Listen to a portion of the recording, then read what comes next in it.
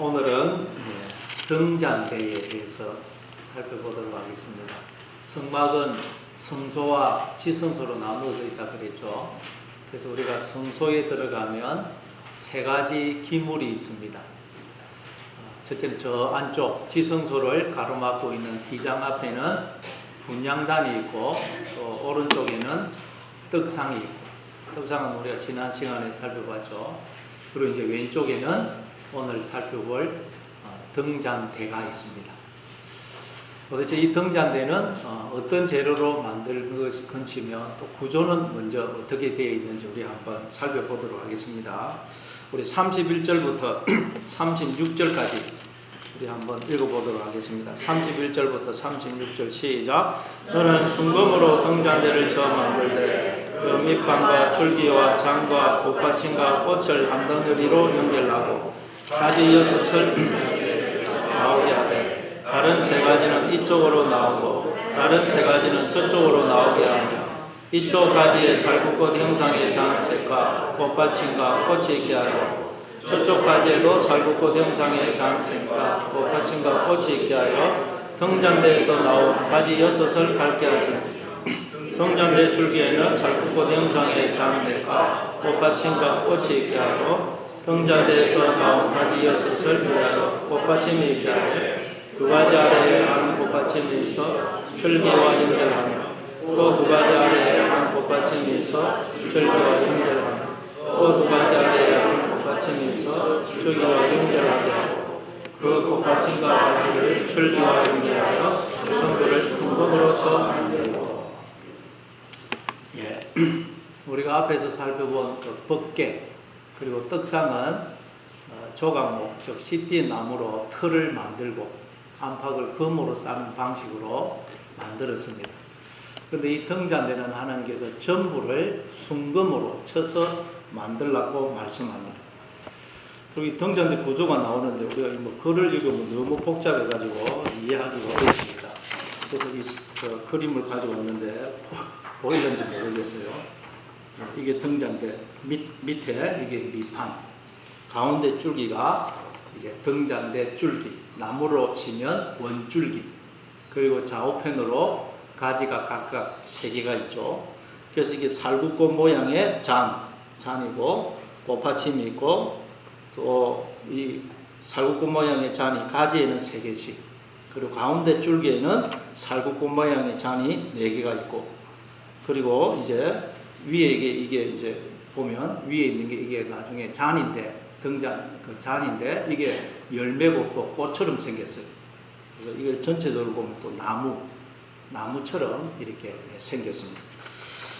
자, 그러면 도대체 이 등잔대는 무슨 용도로, 무슨 목적으로 만들라고 하시는 것일까요?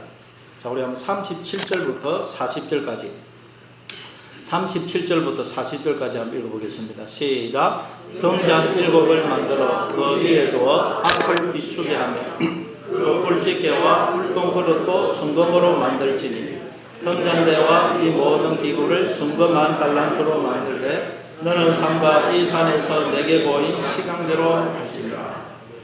등잔 7을 만들어서 맨 위에 있는 이거 말입니다. 등잔 7을 만들어서 이제 이 등대의 원줄기와 가지 6개 여기에 올려서 이제 성소 안을 비추게 하라고 말씀을 합니다. 그리고 그 외에 또 불집게와 불똥그릇도 순금으로 만들되 그 모든 것을 순금 1달란트로 만들라고 하십니다. 달란트는 약 한 34km 정도 됩니다. 그럼 순금 34km 엄청나죠? 그것으로 이 등잔대와 기구를 만듭니다. 그리고 하나님은 모세에게 너는 산과 이 산에서 내게 보인 시강대로 할지니라. 즉 설계도대로, 하나님이 보여주신 설계도대로 이걸 만들라고 말씀을 합니다. 그리고 뒤에 이제 출애굽기 27장 20절 21절을 보면 아론과 그의 아들들은 매일 이 등잔대에 기름을 공급을 하고 이걸 관리를 해서 불이 꺼지지 않도록 해야 됩니다. 그래서 항상 이 등잔대의 빛이 성소 안을 비추도록 했습니다. 이 지금 등잔대가 어디 있는지는 알 수가 없어요. 그래서 1절에 하면 로마의 티투스 장군이 예루살렘 성을 함락할 때 이 등잔대를 가져갔다는 말이 있습니다. 그래서 로마에 있는 티투스 장군을 위한 그 개선문에 보면 예루살렘을 함락하고 로마로 개선하는 모습이 상으로 조각이 되어 있는데 그 조각에 보면 등잔대와 떡상을 들고 개선하는 모습이 조각이 되어 있다고 그럽니다. 그러다가 550년경에 예루살렘에 돌려주었고 그 후에 이제 이슬람이 발흥한 후에 이것이 없어졌다고 그래요. 이스라엘 사람들은 오늘날도 다윗의 별과 이 등잔대, 히브리어는 메노라라고 그래요. 메노라. 이 등잔대로 자기들의 나라를 상징하고 있습니다. 그래서 집집마다 이 등잔대, 물론 자그마한 것이지만 이 등잔대를 집집마다 다 소유하고 있어요. 자, 그럼 여러분 이 성소 안을 비추는, 항상 이 성소 안을 비추고 있는 이 등잔대는 무엇을 상징할까요? 예. 요한계시록 1장 20절입니다. 내가 본 것은 내 오른손에 7 별의 비밀과 또 7 금촛대라. 7 별은 7 교회의 사자요 7 촛대는 7 교회니라. 이 촛대가 등잔대입니다. 오늘 우리가 살펴보고 있는 등잔대. 오늘 여러분 우리가 살펴보고 있는 등잔대가 누구를 상징한다고 그래요? 교회라는 게 교회. 즉 저와 여러분이라는 게. 교회 그러면 자꾸 우리가 어떤 건물 또 사람들의 모임 이렇게 생각하기 쉬운데 물론 그것도 맞습니다. 그러나 교회라는 말은 우리 한 사람 한 사람을 가리킵니다. 교회가 헬라어로 에클레시아인데 어로부터라는 에크라는 전치사와 부르다 칼레오의 합성어입니다. 그러니까 부름을 받은 사람, 그 교회 부름을 받은 사람. 그럼 도대체 여러분 어디로 부름을 받았다는 말일까요? 로마서 4장 17절에 보니까 아브라함은 일생을 통해서 하나님을 알아갔는데 아브라함이 알게 된 하나님은 어떤 분이라 그래요? 그가 믿은 바 하나님은 죽은 자를 살리시며 없는 것을 있는 것으로 부르시는 이시더라. 이 말은 하나님은 우리를 생명으로 존재케 하시며 없음이었던 우리를 있음으로 존재가 아니었던 우리를 존재로 부르신 분이라는 말이에요. 이처럼 모든 인간들은 하나님에 의해서 생명으로 존재로 부름을 받은 거예요. 그래서 인간들이 이렇게 생명으로 존재하고 있는 것입니다. 따라서 모든 인간이 사실은 에클레시아예요. 교회입니다. 교회. 하나님에 의해서 부름을 받았거든요. 그런데 인간들이 하나님을 떠나 육신의 생각을 함으로 그걸 모르더라는 거예요. 육신의 생각이라는 무덤에 애굽에 세상에 갇혀버리더라고요. 그래서 하나님이 또다시 우리를 육신의 생각이라는 애굽에 갇혀있는 우리를 거기서 끄집어내 주시는 거예요. 그렇게 해서 하나님 앞에 나온 자들을 이제 또 진짜 교회라. 교회. 등잔대는 여러분, 저와 여러분, 우리가 등잔대라는 거예요. 등잔대.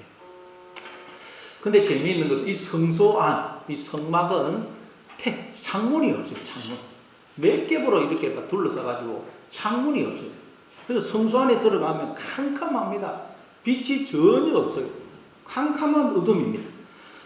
그런데 등잔대의 이 불이 성소 안을 환하게 비추는 거예요.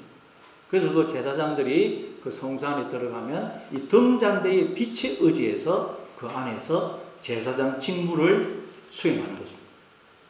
우리가 등잔대라는 거예요. 그럼 여러분 우리가 빛을 비춰야 돼요.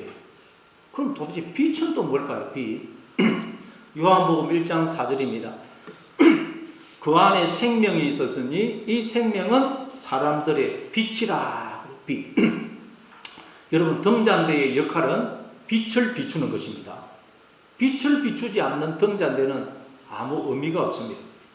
등잔대는 항상 이 불이 타올라서 빛이 그 성소 안을 비춰줘야 돼요. 그게 등잔대의 목적입니다. 자, 그런데 등잔대가 우리를 상징한다고 그랬죠? 그러니까 하나님께서 우리를 지으신 목적이 뭐라는 거예요? 우리를 등잔대로 삼아서 빛을 비추기 위해서라는 거예요. 빛. 우리 안에 빛이 있도록 하기 위해서라는 거예요. 그런데 이 빛이 뭐라 그래요? 요한복음 방금 읽은 1장 4절에 그 안에 생명이 있었으니 이 생명은 사람들의 빛이라. 빛은 생명이라는 거예요. 생명.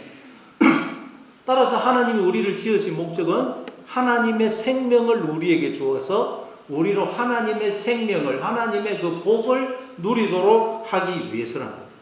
이게 하나님이 우리를 지으신 목적이라는 거예요. 그럼 여러분, 생명은 또 뭡니까? 생명. 네, 여러분 안에 다 생명이 주어져 있죠. 생명이 뭘까요? 생명. 생명이라는 것은 우리의 영혼, 즉 정신과 육체가 하나가 되어서 온전히 기능을 발휘할 때 생명이 온전히 발현된다. 그렇게 이야기를 합니다. 근데 생명의 실체, 본체는 뭐냐? 우리의 영혼, 자아, 여러분의 마음입니다. 그래서 우리가 이 손 하나, 팔다리는 잘려도 살죠. 육체가 생명의 본체는 아니거든요. 생명의 실체 본체는 우리 안에 있는 영혼, 자아, 자의식, 마음입니다. 마음. 이걸 히브리어로는 네페시, 헬라로는 프시케라 그래요. 그래서 심장은 막 뛰고 있는데, 심장은 뛰고 있는데 내가 손상을 입어서 의식이 돌아올 가능성이 없으면 지금 심장은 뛰고 있어요. 그런데도 내사 판정을 내리죠. 죽었다고 판정을 내립니다. 따라서 생명은 여러분 우리의 그 영혼, 자의식, 자아, 마음인 것입니다. 마음. 자, 그러니까 빛이 생명이라고, 그러니까 빛은 뭐라고요? 우리의 영혼, 자의식, 여러분이 지금 생각하고 느끼고 하는 그 자의식, 마음이 빛이라는 거예요.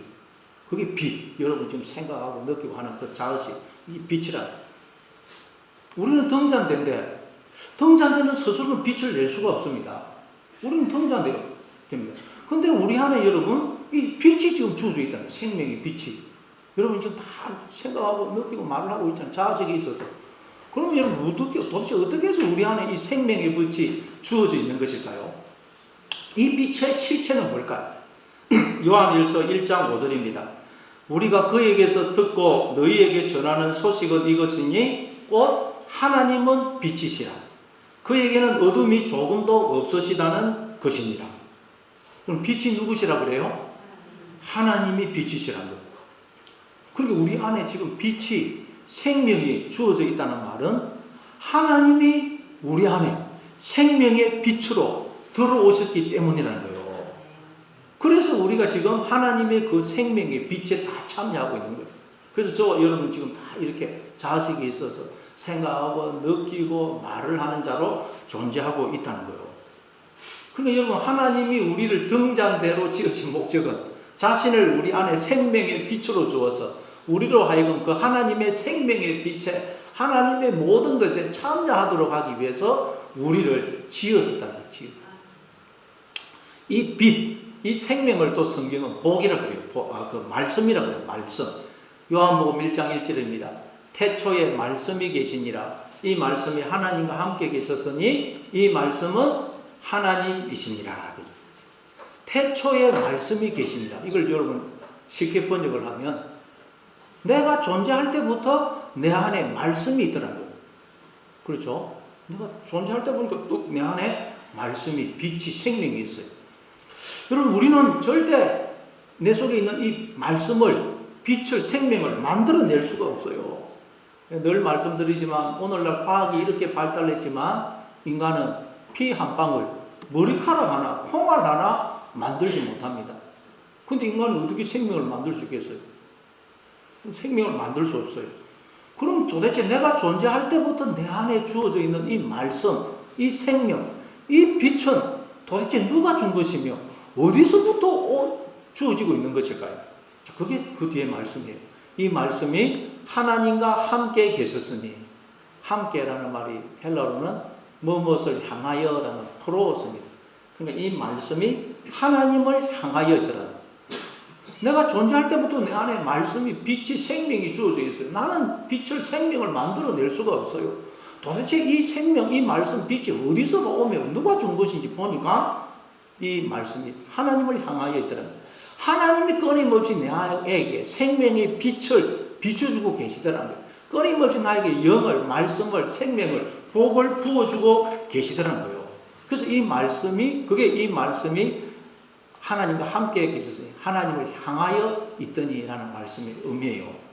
그리고 이 말씀은 곧 하나님이시니라 그래요. 그러니까 하나님이 내 안에 생명의 빛으로, 말씀으로, 영으로, 생명으로 들어와 주심으로 내가 그 하나님의 생명의 빛에 참여하여, 저와 여러분이 다 생명의 빛에 참여하여 자의식이 생겨서 지금 생각하고 느끼고 말을 하고 막 웃고 떠들고 이렇게 살고 있다는 거예요. 여러분, 이 등잔대에 불을 밝히기 위해서는 계속 기름을 공급해야 돼요. 기름. 끊임없이 기름을 공급해야 돼요. 마찬가지로 하나님이 등잔대인 우리에게 끊임없이 기름을, 영을, 말씀을, 생명의 빛을 비춰주심으로 우리 안에서 지금 생명의 빛이 비춰지고 있다는 거예요. 하나님의 한순간에도 이 생명의 빛을 비춰주지 않으면, 기름을 공급해주지 않으면 우리 안에 있는 이 빛이 꺼져버린다. 여러분, 우리가 생각을 말로 하죠. 여러분이 생각을 말로 합니다. 그 말을 성경은 영이라고 그런다 그랬죠. 요한복음 6장 63절에서 예수님이 내가 너희에게 이르는 말이 곧 영이요 생명이니 그러시죠. 우리가 생각을 말로 하는데 그 말을 영이라고 그래요. 그래서 하나님이 계속해서 우리에게 영을, 기름은 성령을 상징하거든요. 계속 영을 부어주시고 말을 부어주시고 생명의 빛을 비춰주시기 때문에 우리가 지금 이렇게 여러분 다 생각을 한다는 생각. 하나님이 한순간에도 기름을 공급을 안 해주면 우리는 생각을 할 수 없어요. 생명의 빛이 우리 안에 비춰질 수가 없다는 것입니다. 그래서 다윗이 시편 51편 11절에서 나를 주 앞에서 쫓아내지 마시고 주의 성령을 내게서 거두지 마소서 그렇게 기도한 것입니다. 하나님이 생명의 빛을 비춰주기 때문에 우리에게서 여러분 이렇게 생명이 우리가 다 이렇게 자의식이 있어서 생각을 하는 자로 존재하고 있다는 거예요. 그래서 우리의 뇌도 살펴보면 참 재미있는 게 우리의 뇌도 뇌세포가 약 한 1000억 개 정도 있다 그래요. 뇌세포가 한 1000억 개 있는데 이 뇌세포가 막 수많은 가지를 내가지고 다른 또 뇌세포가 연결이 되어 있다는 거예요.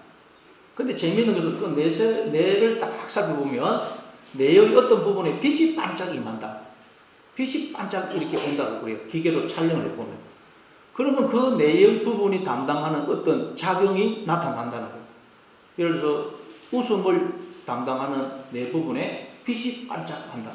그럼 그 사람이 조금 있다가 확 웃는다는 거예요. 뭐 슬픔을 관장하는 뇌 부분에 빛이 반짝했다. 그럼 조금 있다가 그 사람이 막 슬퍼한다는 거예요. 그래서 우리가 이 뇌를 정확하게 기계로 볼 수가 있다면 앞으로 이 사람이 조금 있다가 무슨 생각을 할 건지, 무슨 말을 할 건지, 어떤 반응을 보일 것인지를 알 수가 있다. 왜 뇌에 빛이 탁 보고 나면 그 다음에 이제 그 사람이 생각을 하고 이런 생각, 이런 말을 하고 이런 반응을 보인다는 거예요. 마찬가지로 여러분, 우리가 생각을 하는 것은 그냥 되는 게 아니고 하나님이 우리 안에 생명의 빛을 쫙 비춰주시기 때문에 기름을, 영을 다 공급을 해주시기 때문에 우리가 그 다음에 이제 자의식이 있어서 생각을 하고 막 웃고 떠들고 감정을 느끼고 말을 하는 자로 살 수가 있다는 거예요. 살고 있다는 거예요. 근데 하나님은 어둠이 조금 더 없어진다는 거예요. 어둠이. 그러니까 하나님은 우리에게 오직 생명의 빛만 비춰주고 계신다는 거예요. 따라서 우리에게는 어둠이 없어야 돼요. 어둠이. 우리의 마음속에는 어둠이 없어야 됩니다. 뭐 두려움, 불안, 미움, 분노, 뭐 허무, 시기, 질투, 불평, 뭐 막 이런 것이 없어야 된다는 거예요.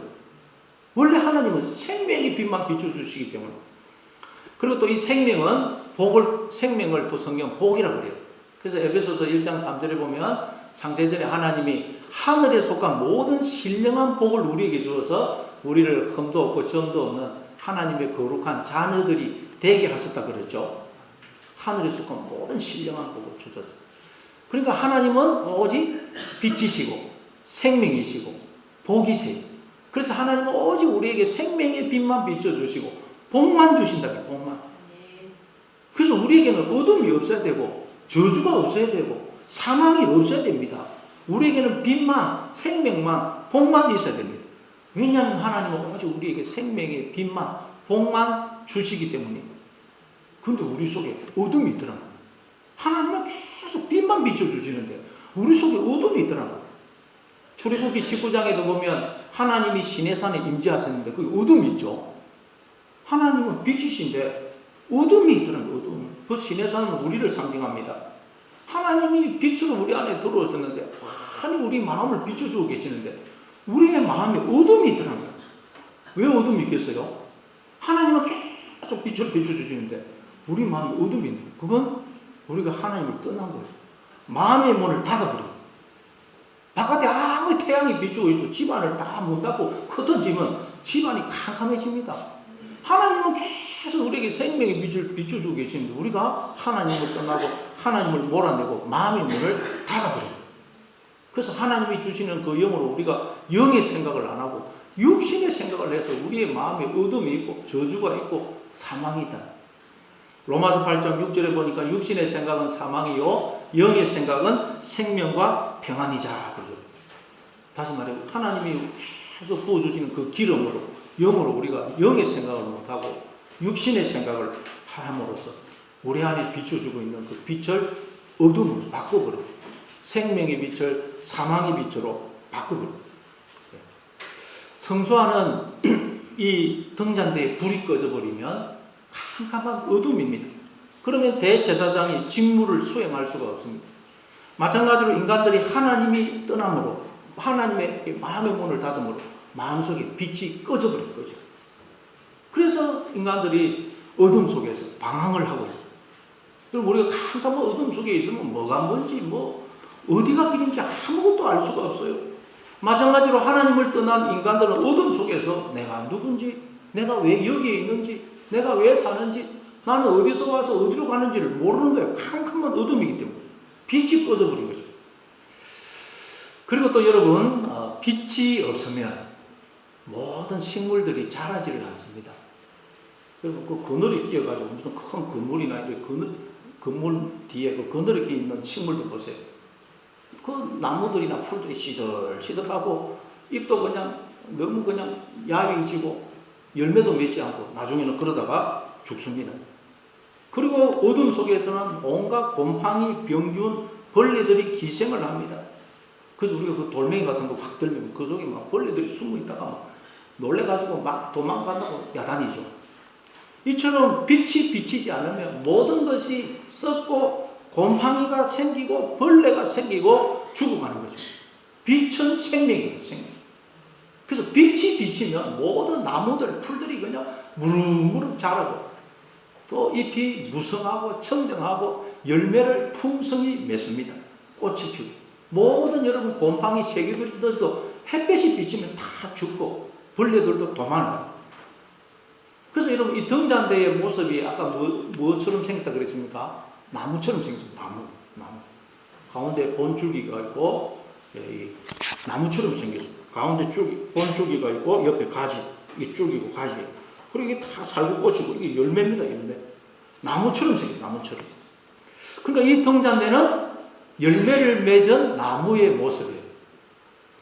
요한복음 15장 5절입니다. 나는 포도나무요 너희는 가지라. 그가 내 안에 내가 그 안에 거하면 사람이 열매를 많이 맺나니 나를 떠나서는 너희가 아무것도 할 수 없음이라.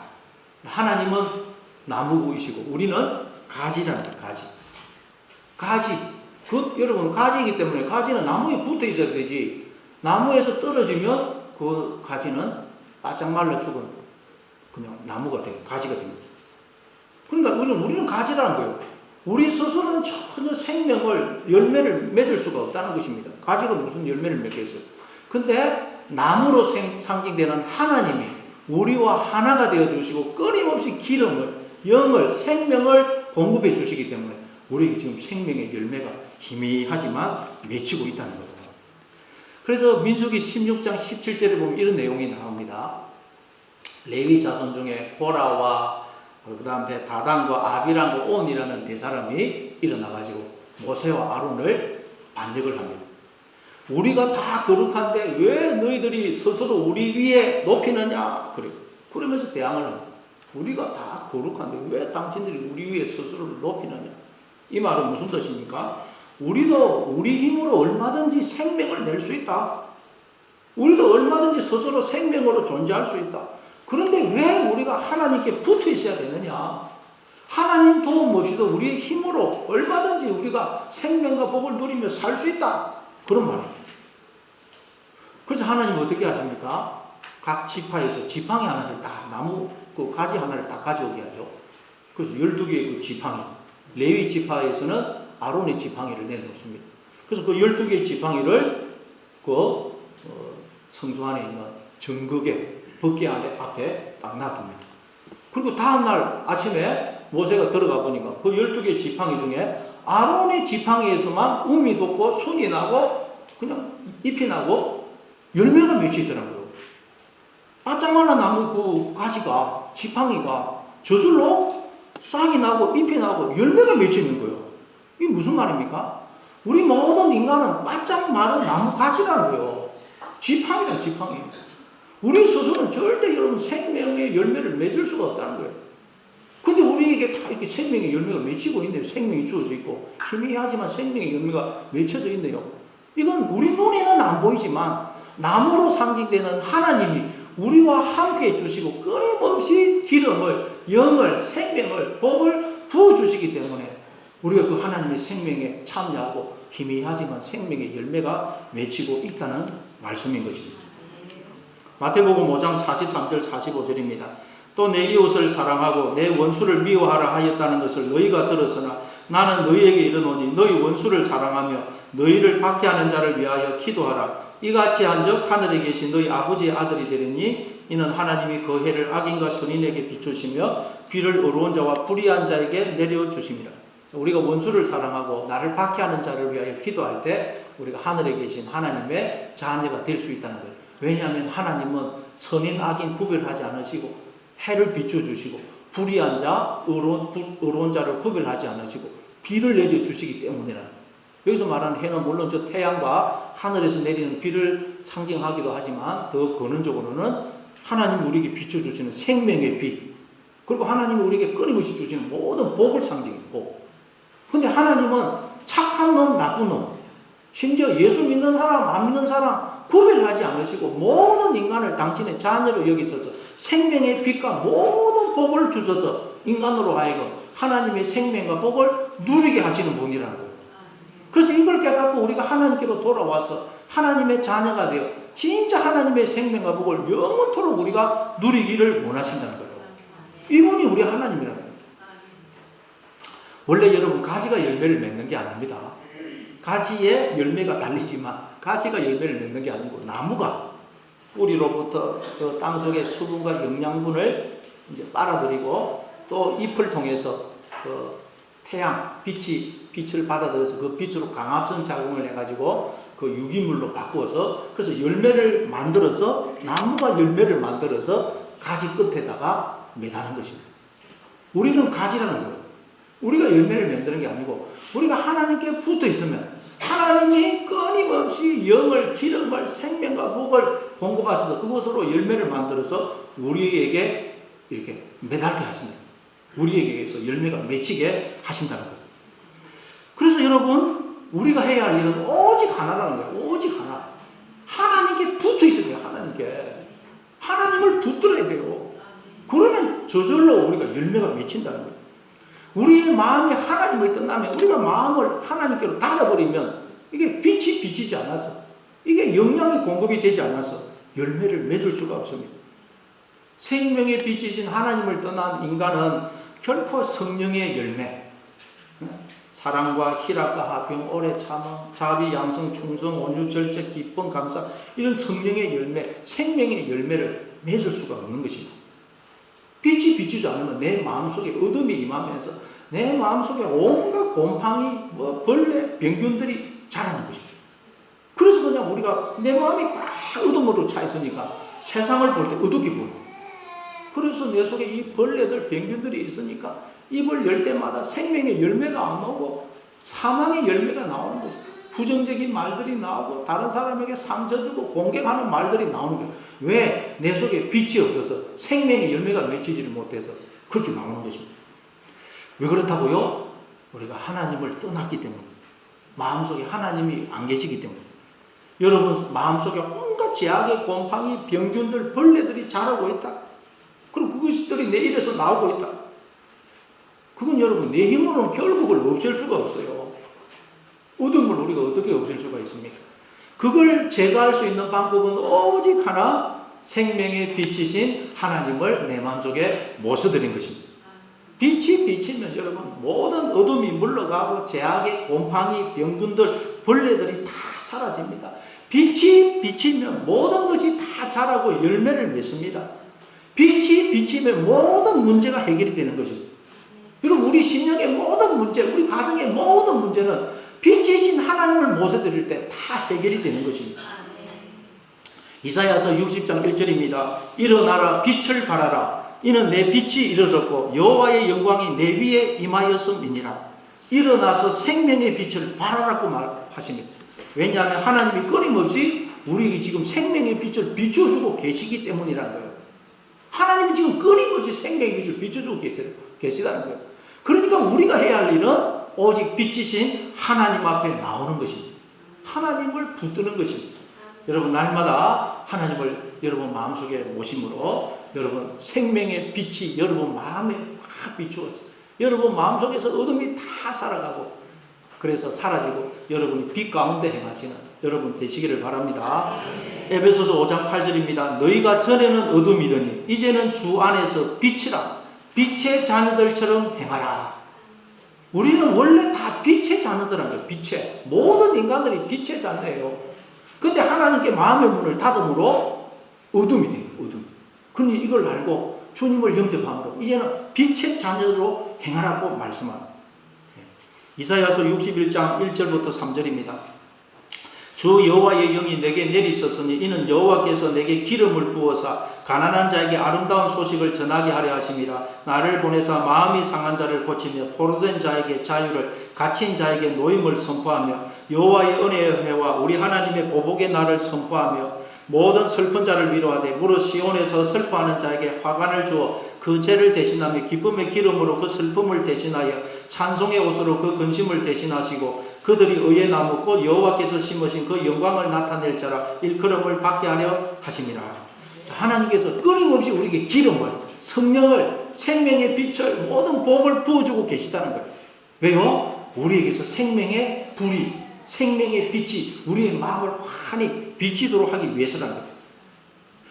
그래서 가난한 우리가 하나님의 부요에 참여하고 포로되고 눌려있는 우리가 하나님의 자유와 은혜의 날을 살게 하며 하나님께 속한 풍성한 그 생명의 열매, 그 열매를 맺도록 하기 위해서 하나님이 끊임없이 기름을, 생명을, 성령을, 복을 부어주고 계시다는 것입니다. 그런데 우리가 하나님을 떠남으로 우리의 속에 있는 빛이 가물가물 꺼져가고 있다. 그래서 하나님께로 돌아오라는 것입니다. 마음의 문을 열라는 거예요. 그러면 다시 우리의 마음에 빛이 임하는 것입니다. 여러분, 이 시간도 마음의 문을 여심으로 하나님을 향하여 마음의 문을 여심으로 하나님의 이 생명의 빛이 여러분의 마음을 환히 비추어서 여러분 마음속에 어둠이 다 사라지기를 바랍니다. 마태복음 5장 14절 15절입니다. 너희는 세상의 빛이라. 산 위에 있는 동네가 숨겨지지 못할 것이요 사람이 등불을 켜서 말라리에 두지 아니하고 등경 위에 두나니. 이 등경이니까 등잔 위에 있는 아까 그 등잔이에요. 등경 위 이걸 말합니다. 등경 위에 두나니 이러므로 집안 모든 사람에게 비치느니라. 이같이 너희 빛이 사람 앞에 비치게 하여 그들로 너희 착한 행실을 보고 하늘에 계신 너희 아버지께 영광을 돌리게 하라. 예. 우리가 빛이라는 빛. 하나님이 우리 안에 빛으로 들어와 주셨기 때문에 우리가 이제 빛이라는 빛. 그래서 우리는 계속 빛을 비추어서 내 마음속에 먼저 이 어둠을 다 물러가게 해요. 그래서 내 마음에 빛이 임하면 우리는 그 빛으로 세상을 밝게 보게 됩니다. 내 마음속에 어둠이 있으면 세상을 어둡게 보고 부정적으로 보게 됩니다. 내 마음속에 빛이 있을 때 여러분 우리가 밝게 보게 되고 이 빛으로 내 남편, 아내, 자녀에게 빛을 비추어줘서 그들도 빛으로 돌아오게 할 수가 있는 것입니다. 그래서 그들로 너희 착한 행실을 보고 하늘에 계신 너희 아버지께 영광을 돌리게 하라. 너희 착한 행실을 보고. 착한 행실이 뭐겠습니까? 이제는 오직 하나님이 부어주시는 그 기름으로, 영으로 이제는 하나님의 생각을 하고 하나님의 말을 하는 자로 살아가는 걸 말합니다. 이제는 세상에서 들려오는 부정적인 소리, 내 속에서 들려오는 그 뱀의 소리는 듣지 않고 오직 하나님의 말, 그 영으로 하나님의 생각을 하고 하나님의 말을 하는 자로 살아갈 때 그게 너희 착한 행실로 하나님께 영광을 돌리게 하라. 여러분 세상에서 들려오는 부정적인 소리 그 듣지 마시기 바랍니다. 여러분 속에서 들려오는 그 부정적인 소리 그건 다 거짓말이에요. 들을 필요가 없다는 거예요. 오직 하나님이 주시는 그 말, 영, 기름 그것만 듣고 여러분 마음속에 그 생명의 빛을 환하게 비추시는 여러분 되시기를 바랍니다. 광야 생활하던 이스라엘 백성들은 하나님의 말씀에 귀를 기울이지를 못했어요. 자꾸 뱀의 소리에 귀를 기울였습니다. 그래서 광야 생활하던 내내 이스라엘 백성들은 자기들 속에 어둠이 꽉 차 있으니까 세상을 볼 때 어둡게 보는 어둡게. 그래서 하나님 품속에 있는데 하나님이 끊임없이 그들을 지키시고 복을 주시고 가장 복된 길로 인도하는 삶을 살고 있는데도 그들 마음속에 어둠이 꽉 차 있으니까 세상을 볼 때 어둡게 보니. 그래서 그냥 늘 불평, 원망이에요. 불평, 원망. 민수기 13장과 14장에도 보면 이제 광야 생활을 하던 이스라엘 백성들이 가데스 바네아라는 곳에 도착을 하게 됩니다. 가나안 땅 이제 가까이 도착을 했어요. 그래서 모세가 12명의 정탐꾼을 이제 뽑아서 그 가나안 땅을 정탐하고 오라고 그러죠. 그래서 12명의 정탐꾼이 가서 40일 동안 가나안 땅을 정탐을 하고 와서 보고를 합니다. 그런데 여호수아와 갈렙을 제외한 나머지 10명은 어떻게 보고를 합니까? 우리가 가보니까 정말 그 가나안 땅은 젖과 꿀이 흐르는 땅이 맞더라. 그러면서 자기들이 가져온 큰 포도송이 두 사람이 메고 포도송이를 보여줍니다. 젖과 꿀이 흐르는 땅이 맞더라. 그런데 문제는 그곳에 있는 원주민들은 너무 강하고 성벽은 완전히 난공불락이더라. 그리고 그곳에서 거인 족속, 아낙 족속을 봤다. 그러니 우리는 그 땅을 절대로 차지할 수 없다. 우리가 무슨 수로 그 땅을 차지하겠느냐. 그 땅은 우리를 삼키는 땅이다. 우리는 들어가면 죽는다. 우리가 보기에도 그 사람 앞에서 우리는 메뚜기 같더라. 안 된다. 그래. 이들은 그 속에 빛이 꺼져버린 빛이. 어둠이 그들을 주장한 거예요. 그러니까 그 땅을 보면 가나안 땅 하나님이 약속하신 젖과 꿀이 흐르는 그 가나안 땅을 보면서도 어둡게 본 거예요. 부정적으로 본 거예요. 그래서 그들의 말을 들은 온 이스라엘 백성들은 또 어떤 반응을 보입니까? 그들의 말을 듣고는 밤새도록 통곡을 합니다. 울부짖어요. 우리가 애굽 땅에서 죽었거나 이 광야에서 죽었더라면 좋았을 것을 어찌하여 하나님이 우리를 가나안 땅으로 인도하여 칼에 죽게 하느냐. 우리의 처자식이 사로잡혀 갈 것인데 우리가 애굽으로 돌아가는 것이 낫겠다 그러며 통곡을 합니다. 그때 여호수아와 갈렙은 뭐라고 보고를 합니까? 우리가 가서 두루 다니면서 탐지한 가나안 땅은 정말 아름다운 땅이더라. 아름다운 땅. 그리고 그곳의 원주민들은 강하고 성은 견고하더라. 그러나 하나님이 저 가나안 땅을 우리에게 주시겠다고 약속을 하지 않았느냐. 그러니 우리는 그 땅을 차지할 수 있다. 그러니 그들을 두려워하지 말아라. 아무것도 우리는 두려워하거나 염려할 것이 없다. 그렇게 보고를 하죠. 여호수아와 갈렙은 그 속에 여러분 빛이 확 비추고 있죠. 빛이 마음에. 그들 속에 어둠이 없었던 거예요. 그래서 빛으로 세상을 보니까 세상이 밝게 보이는 밝게. 그러니까 좀 그 가나안 땅이 너무 아름다운 땅이고 하나님이 저 땅을 우리에게 주시겠구나. 그렇게 여겨진 것입니다. 여러분 마찬가지로 늘 하나님의 말씀을 붙들므로 그 속에 이 빛이 확 그 마음을 비추고 있는 사람은 빛으로 세상을 보기 때문에 세상이 늘 아름답게 보입니다. 아름답게 보여요. 내 인생에 일어나는 모든 일, 모든 사건이 다 아름답게 보입니다. 모든 게 아름답게 보여요. 왜? 내 속에 빛이 있으니까. 빛으로 보니까 모든 게 아름답게 보여요. 누구를 보든지 그냥 기쁘고 감사하고 야 하나님이 저 사람을 통해서 나를 찾아오시구나 하는 걸 알게 되고 항상 기뻐하고 범사에 감사하게 됩니다. 왜냐하면 그 마음속에 빛이 있는 사람은 이제 그 빛으로 이 세상 어둠이 있으면 우리 못 봅니다. 빛이 있으면 빛으로 모든 걸 밝게 봐요. 밝게 보니까 내가 하나님의 품속에 있어요. 모형이지 모르게 이미 천국 안에 들어와 있어요. 하나님이 끊임없이 나를 품어주시고 보호하시고 생명과 복을 주시고 나를 가장 복된 길로 인도하고 계세요. 그 어떤 것도 나를 해할 자가 없어요. 누가복음 10장 19절입니다. 내가 너희에게 뱀과 정갈을 밟으며 원수의 모든 능력을 제할 권능을 주었으니 너희를 해할 자가 결코 없으리라. 요한일서 5장 18절입니다. 하나님께로부터 난 자는 다 범죄하지 아니하는 줄을 우리가 아노라. 하나님께로부터 나신 자가 그를 지키시매 악한 자가 그를 만지지도 못하느니라. 하나님 우리를 품고 계시기 때문에 그 어떤 것도 누구도 우리를 해할 자가 없고 악한 자가 막 우리를 위협한다 할지라도 만지지도 못한다면 만지지도.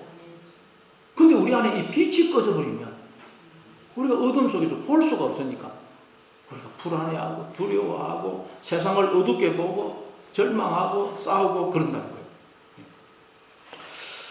그래서 마태복음 6장 22절에서는 이렇게 말씀합니다. 눈은 몸의 등불이니 그러므로 내 눈이 성하면 온몸이 밝을 것이요 눈이 나쁘면 온몸이 어두울 것이니 그러므로 내게 있는 빛이 어두우면 그 어둠이 얼마나 되겠느냐. 예. 눈은 몸의 등불이라고 그래요. 눈이 몸의 등불, 등잔대의 빛이라고. 즉 등잔대, 우리 마음속에 그 빛나고 있는 그 빛이 눈이라고 해요. 눈. 그래서 여러분, 이 빛이 꺼져버리면 우리는 볼 수가 없다는 거예요. 여러분 속에 그 빛이 꺼져버리면 우리는 볼 수가 없다는 거예요. 그래서 여러분, 우리가 사물을 보는 것도 어떻게 보느냐. 사물을 보는 것도 눈이 탁 해가지고 사물을 직접 보는 게 아닙니다. 빛이 사물을 비추어서 그 반사된 빛이 우리 눈동자에 와가지고 탁 오면 눈동자에서 그 빛을 사물에 비춰서 반사된 그 빛을 눈동자에서 전기적 신호로 바꾸어서 뇌로 보내면 뇌에서 그 전기적 신호를 해석을 해가지고 이게 다 보이는 거죠. 눈이 직접 보는 게 아닙니다. 빛이 탁 들어가서 이렇게 보이는 거예요. 그래서 여러분, 우리 속에 이 빛이 없으면 여러분, 우리는 이 세상을 볼 수가 없다는 거예요. 어두우면 볼 수가 없다는 거예요. 그런데 여러분, 빛이 비치면 우리는 이제 밝게 보게 돼요. 그래서 빛이 비쳐서 밝게 보니까 어떻더라고요? 그게 예수님이 세례를 받으신 장면 아닙니까? 세례를 받으시고 물에서 올라오니까 하늘이 열리면서 하나님의 세계가 확 펼쳐지죠. 모형이지만 내가 하나님 나라 안에 들어와 있다는 거예요. 하나님 품속에 있더라는 거예요. 하나님이 나를 품고 계시고 끊임없이 생명과 복을 주시고 나를 지키시고 복된 길로 인도하는 그런 삶을 살고 있다는 거예요. 빛이 확 내 속에 빛이 비치니까 내 마음속에 어둠이 몰러가니까. 요한일서 1장 6절입니다. 만일 우리가 하나님과 사귐이 있다고 어둠에 행하며 거짓말을 하고 진리를 행하지 아니함이니요. 우리가 하나님과 사귐이 있다. 나도 그냥 예수님을 믿는다. 이러면서도 어둠 속에 행하고 있다. 그럼 그 사람은 거짓말을 하고 있다. 여러분 속에 어둠 속에 행하고 있다. 여러분 세상을 부정적으로 보고 걱정하고 두려워하고 미워하고 싸우고 막 번민하고 그러고 있다면 여러분 속에 지금 빛이 꺼져 있다는 빛이. 그래서 세상을 어둡게 보고 있다는 거예요.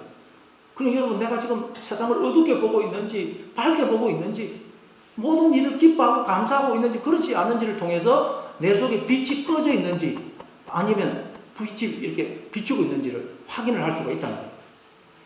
요한일서 1장 7절입니다. 그가 빛 가운데 계신 것 같이 우리도 빛 가운데 행하면 우리가 서로 사귐이 있고 그 아들 예수의 피가 우리를 모든 죄에서 깨끗하게 하실 것이요. 내 속에 생명의 빛이 있으면 우리는 그 빛을 통해서 내가 하나님의 은혜와 사랑과 보호하심과 복주심 속에 있다는 걸 알기 때문에 천국을 살 수 있다는 거예요. 죄와 상관없는 삶을 살 수가 있다는 거예요. 이처럼 우리가 천국을 사느냐 지옥을 사느냐, 항상 기뻐하고 감사하고 사랑하면서 사느냐, 아니면 미워하고 갈등하고 그냥 후회하고 이러면서 사느냐가 무엇에 달려있다고요? 내 속에 빛이 있느냐, 이게 달려있다. 여러분이 천국을 사느냐 지옥을 사느냐, 이게 내 속에 빛이 있느냐 없느냐에 달려있다는 거예요. 딴 게 달린 게 아니고. 그럼 여러분, 우리 속에 이 불이 계속 타오르기 위해서는, 빛이 내 마음을 비추게 하기 위해서는 어떻게 해야 된다고요? 기름을 공급해야 돼요. 기름을. 방법은 하나입니다. 기름을 공급해야 이 불이 타올라 내 마음의 어둠을 몰아내는 거예요. 빛이 있는 것입니다. 그게 열처녀 비유죠. 열처녀 비유. 마태복음 25장에 보니까 예수님이 천국은 마치 등을 들고 신랑을 맞으러 나간 열처녀와 같다 그러죠. 마찬가지입니다. 이 열처녀처럼 모든 인간은 다 행복한 삶을 살기를 원합니다. 그렇죠. 다 행복한 삶을 살기를 원합니다. 다 천국을 살기를 원해요. 그렇죠. 지옥을 살기를 원하는 사람이 누가 있어요? 불행한 삶을 살기를 원하는 사람은 아무도 없습니다. 그런데 10처녀 중에 5처녀는 어떻게 하면 천국을 살 수 있는지, 행복한 삶을 살 수 있는지 그 비결을 알지만, 나머지 어리석은 5처녀는 그 비결을 모르더라는 거예요. 비결을 몰라요. 행복한 삶을 모든 인간들이 살기를 원하는데 그 비결을 모르더라고요. 비결을. 그러면 여러분, 행복한 삶, 천국을 살 수 있는 그 비결이 뭐예요? 슬기로운 5처녀는 등에 기름을 준비하다. 기름을 계속 공급을 하더라고요. 그런데 어리석은 다른 처녀는 천국을 살기를 원하고 행복한 삶을 살기를 원하지만 기름을 공급을 안 하더란 기름을. 그러니까 여러분 우리가 천국을 살기 위해서는 불을 밝혀야 되는데 그러기 위해서는 기름을 준비해야 돼. 기름. 다시 말해 우리가 천국을 사느냐 지옥을 사느냐 행복한 삶을 사느냐 불행한 삶을 사느냐는 어디에 달려있다고요? 기름을 준비하느냐. 여기다 기름. 스가랴서 4장에도 보면 서루바벨이 이제 고국에 돌아와가지고 저 느부갓네살 그 바벨론 나라에 포로를 불러갔다가 고국에 돌아와서 성전을 재건합니다. 온갖 그냥 그 어려운 가운데 성전을 재건하는데 원수들이 계속 방해를 지어요. 그래서 그냥 애를 쓰고 노력하고 아무리 방법을 강구해도 원수들이 계속 방해를 지었기 때문에 어떻게 할 수가 없어요. 그래서 서루바벨이 그냥 낙심이 되어 있으니 하나님이 오늘 이 성수 안에 등잔대의 환상을 보면서 이는 힘으로도 안 되고 능으로도 안 되고 오직 나의 영으로만 되느니라. 힘으로도 안 되고 능으로도 안 되고 오직 나의 영으로 된다는 거예요. 여러분 성전을 짓는다는 건 우리가 하나님이 거하시는 성전으로 지어져 가는 걸 말해요. 우리가 여러분 천국을 사는 걸 말합니다. 행복한 삶을 사는 걸 말해요. 그건 우리 인간의 지혜와 힘으로는 안 된다는 것입니다. 오직 하나님의 성령이 임해야만 된다는 것입니다. 성령이. 그래서 하나님은 계속해서 우리에게 기름을, 성령을, 생명의 빛을, 모든 복을 부어주고 계시다는 거예요. 문제는. 근데 우리가 하나님을 떠나고 마음의 문을 닫아놓고 우리의 마음속에 어둠이 임한 것입니다. 기름이 차단이 된 것입니다. 그래서 우리가 어둠 속에서 방황하고 세상을 어둡게 보고 있고 어둡게. 그래서 여러분 기름을 공급하는 건 딴 게 아닙니다. 하나님이 계속 우리에게 기름을 공급해 주고 계시기 때문에 우리가 하나님 앞에 나오고 마음의 문을 열고 하나님을 영접하기만 하면 되는 것입니다. 하나님을 가까이 하면 된다는 거예요. 그러면 기름이 공급이 돼서 다 내 마음에 불이 밝혀져서 빛이 비추어서 어둠이 물러가고 내가 생명의 빛 가운데 가고 그래서 우리는 세상을 빛으로 보고 빛 가운데 행하게 된다는 것입니다. 예, 여러분 우리는 이처럼 하나님이 끊임없이 지금 생명의 빛을 비춰주고 계십니다. 기름을 공급해 주고 계세요. 생명과 복을 부어주고 계십니다. 그러니 여러분 마음의 문을 닫지 마시고 마음의 문을 여셔서 날마다 하나님을 마음속에 모시고 사심으로 여러분 안에 마음속에 빛이 환하게 비쳐서 여러분 마음속에 어둠이 다 사라지고 그래서 여러분이 그 생명의 빛을 기뻐하고 즐거워하고 또 세상을 밝게 보고 그래서 이 천국을 이 땅에서 비록 부분적이지만 천국을 경험하고 사시는 저와 여러분 다 되시길 바랍니다.